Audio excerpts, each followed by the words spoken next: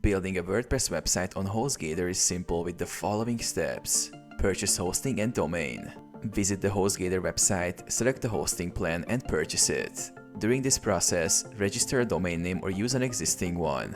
Log into your HostGator account. After purchasing, log into your HostGator account using your credentials. Access cPanel. In the dashboard, click Launch cPanel to access the control panel where you will manage your website. Install WordPress using Softaculous. Inside cPanel, scroll to the software section and click on Softaculous Apps Installer or the WordPress icon.